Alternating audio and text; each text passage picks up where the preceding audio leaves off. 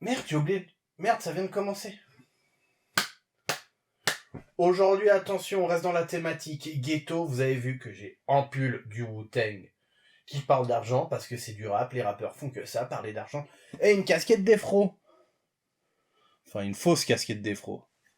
Avant que Snoopy rachète les droits du truc là. Bon, petit cut inutile. Donc, top 5. Ah oui, je vais me déplacer. Je vais me mettre au bord du calaps. Top 5 des films ghetto du Doc Nanar. Ouais, petite vidéo de remplissage par rapport au côté ghetto des guerriers du bon. Voilà, on va se mettre là, parce que ça, je peux faire des petites. Mettre des petits trucs, des petites images pour rendre la vidéo plus intéressante. C'est pas moi qui ai mal cadré, d'accord. Donc, top 5 des films ghetto préférés du Doc Nanar. Puis là, j'ai ma bière parce que j'ai fait une blague avec une bière. Et comme je fais un peu de l'impro, je vais la boire un petit peu. Attention, tout produit contenant des psychotropes est mauvais. Et je suis assez premier degré. Les mecs de 30 piges qui font oh là là, j'ai fumé en joint, oh je suis en dingue. J'ai envie de vous taper. Vraiment. Mais c'est parti pour le top 5 ghetto, voilà, j'ai déjà dit. Alors attention, en plus de mon look ghetto, de ma casquette et mon pull, pour rester dans la thématique, je risque de moi-même être très ghetto. Déjà que je le suis au quotidien. Mais donc voilà, je risque de dire des mots comme voilà ou encore wesh. Donc si vous êtes choqué par rapport à ce genre de langage de la rue, quittez cette vidéo, bien évidemment. Ouais, j'ai fait un cut sur la gorgée, j'ai posé la canette. Donc le numéro 5. Évidemment, Do the Right Thing. Alors même si Spike Lee est un enfoiré de woko facho, j'ai inventé ce terme. Donc, Do the Right Thing, film de banlieue qui a après eu un remake français qui s'appelle La Haine. Sauf que là, c'est vraiment un film de quartier, tout se passe dans le même quartier entre la pizzeria et le coiffeur, je crois. C'est un peu le film culte de Spike Lee, en tout cas celui qui l'a mis sur la map du cinéma. Je crois qu'il avait peut-être été nominé à Cannes ou des conneries comme ça. C'est un bon film. En plus, si vous avez aimé La Haine, faut vraiment voir Do the Right Thing juste pour le côté culture, pour voir le film original. Moi, je préfère, je pense, Do the Right Thing à La Haine, même si j'aime bien La Haine. Et surtout, petit truc marrant, si vous êtes fan de Breaking Bad, il y a un des premiers rôles de... Comment il s'appelle, Joe Esposito, là. Non, Joe Esposito, c'est le mec qui a fait la musique de Karate Kid. C'est Giancarlo Esposito, qui est Gus. Et là, il est tout jeune, on le reconnaît même pas. Moi, quand j'ai vu Breaking Bad, je l'ai pas reconnu, par exemple. Qui aujourd'hui est devenu super bankable, alors qu'il a fait plein de films avec Spike Lee, et qui avait déjà une carrière pas du tout dégueulasse avant ça. Et Do the Right Thing, en plus, c'est mieux que La Haine, et c'est beaucoup mieux que Breaking Bad. En numéro 4, j'ai mis La Cité de Dieu. Déjà aussi parce que j'ai pas aimé le film Gomorrah, qui est un film de ghetto. Et donc, regardez plutôt la série. Et surtout aussi, j'ai mis La Cité de Dieu, qui est un putain de bon film. Mais surtout, je voulais pas foutre 5 trucs américains, tu vois, ça me cassait les couilles. Et j'ai pas mis de film français, j'ai pas... Bon, après, film ghetto français, il y en a pas vraiment de bien, je pense. Je vais peut-être faire une vidéo sur Athéna, et Les Misérables et Bac Nord. Les trois en même temps. Et insulter des gens avec des mauvais avis sur Twitter. Mais je sais pas si je vais le faire. Parce que ça me casse les couilles de faire 20 minutes d'impro, et puis... mais peut-être je pense que je vais le faire en remplissage de la chaîne. Vidéo pas méga travaillée. Donc, La Cité de Dieu. Là, il y aura peut-être eu un cut, parce que je suis parti sur des trucs que peut-être que je vais pas faire, et donc j'ai pas envie d'en parler. Film sur une des plus grosses favelas du Brésil, donc un des quartiers les plus violents du monde, malheureusement pour eux. C'est beaucoup plus violent que tous les autres films que je vais citer qui sont des films américains, peut-être parce que aussi le ghetto brésilien est plus violent. C'est un chef-d'œuvre, c'est un film culte. Franchement, si vous l'avez pas vu, regardez-le. C'est bien joué, ça a mis des acteurs en avant. Il y a une série que j'ai pas vue qui est tirée là-dessus, qui s'appelle La Cité des Dieux, je crois, un truc comme ça. Non, La Cité des Hommes. Merci Sosomanes. Parce que si je le sais, c'est pas grâce à la série que j'ai pas vue. Et donc voilà, puis de toute façon, j'ai pas envie de parler de série, sinon j'aurais cité évidemment The Wire. Et donc voilà, La Cité de Dieu, avec des acteurs extraordinaires, des personnages de culte, une fin très classe, très grand cinéma. Film que je conseille évidemment très fortement. Et on passe au numéro 3. Et pourquoi Menace? Donc Menace to Society et pas Boys in the Hood. Bah c'est très simple, parce que Menace to Society c'est bien, et Boys in the Hood c'est nul. Non, Boys in the Hood c'est pas très bien, faut arrêter les conneries, hein. C'est pas parce que c'est culte que c'est bien, d'accord? Donc Menace to Society.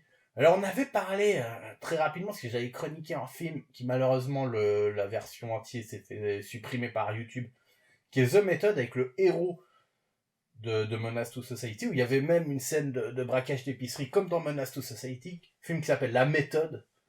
Si vous pouvez le voir, allez le voir, c'est peut-être pour moi le film le plus con que j'ai vu de ma vie, et il y avait donc l'acteur principal de Menace to Society, le gentil. Mais surtout, Menace to Society, c'est un film un peu comme Les Affranchis. On surkiffe tous Joe Pesci. Il y a le personnage de O-Dog, qui est extraordinaire.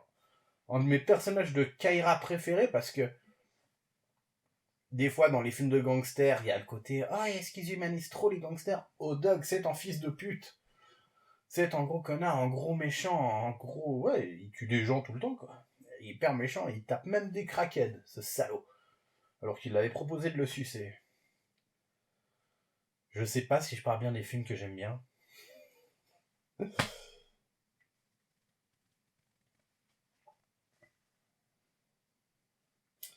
Et aussi avec une apparition du rappeur MC8, dont on va parler plus tard sur la chaîne quand je ferai ma vidéo sur le rap et le cinéma. Non, le rap au cinéma, pas le rap et le cinéma, c'est ça. Donc les films qui auront comme sujet le rap. Et il y a des nanars, les gars, il y en a des nanars, je peux vous dire. Et en numéro 2, Friday. Alors ça me fait chier de citer Friday, pourquoi? Parce que ça me fait un point commun avec cet être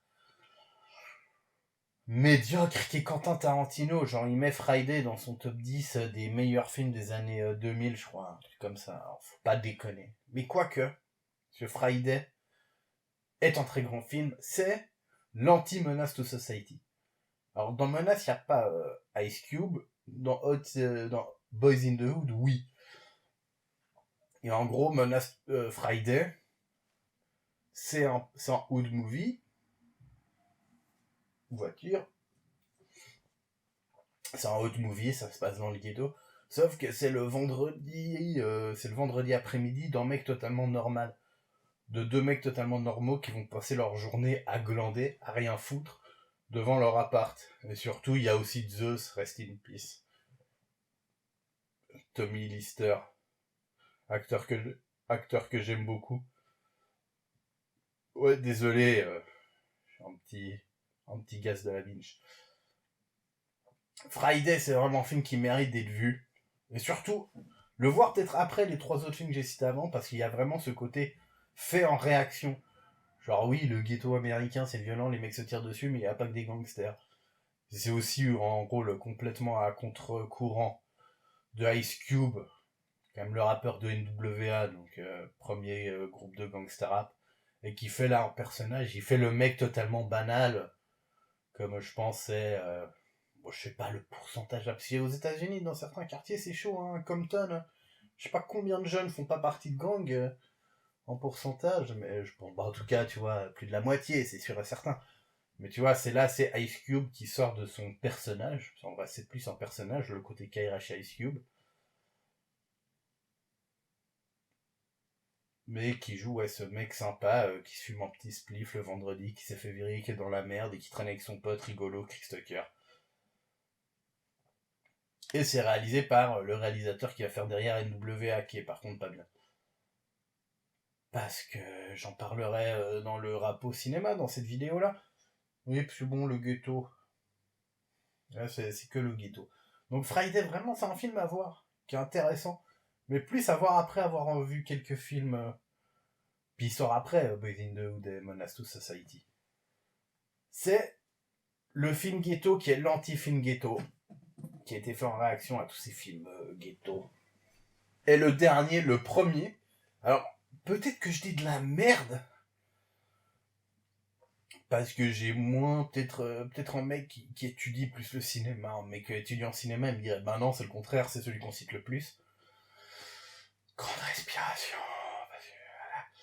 C'est Colors. Colors de... C'est Denis Hooper. J'allais dire Toby Hooper, c'est chiant con.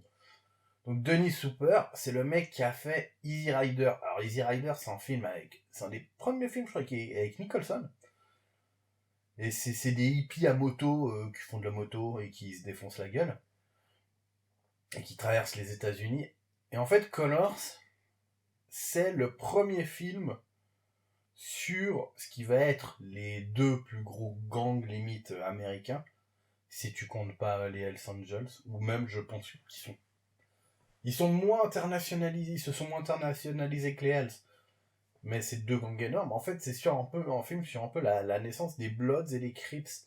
Et aussi, ce qui est intéressant avec Colors, c'est que là, c'est le seul film où les héros sont les flics, les personnages principaux sont les flics. Il y a presque plus de batterie sur mon téléphone, ça a coupé la vidéo, faut que je me dépêche. Donc les deux héros, c'est les flics, c'est pas les gangsters, et c'est vraiment un film super qui vous apprend la naissance des gangs aux États-Unis. Et voilà, c'est Colors. Alors je vais peut-être lire mon texte. Et voilà, et c'est le début de l'augmentation de la violence dans les ghettos américains, et surtout, ouais, aussi, qui montre aussi un truc assez intéressant qui a jamais été fait. Je crois même The Wire le fait pas parce que c'est sur une période de temps trop courte, c'est pas la même époque. Sur l'évolution aussi des relations entre jeunes de quartier chaud aux États-Unis et la police. Et qu'avec le personnage de Sean Penn, parce que le casting est ouf. C'est Sean Penn et le mec qui joue Tommy Hagen. J'ai oublié son nom. Putain, le cinéphile au rabais, tu vois. Quand j'ai fait cette blague, je fais pas ça pour faire de la fausse humilité, je suis nul. Et voilà, putain de casting, même aussi les mecs qui jouent les gars dans les quartiers, il y en a plein qui ont eu des carrières de ouf derrière. C'est génial, regardez Colors, voilà, c'était mon top 5 sur les films ghetto. Moi-même, étant youtubeur trop ghetto, je vous dis au revoir. Et je te remercie de m'avoir regardé. Clap, clap, clap, si je ne les ai pas fait au début de la vidéo.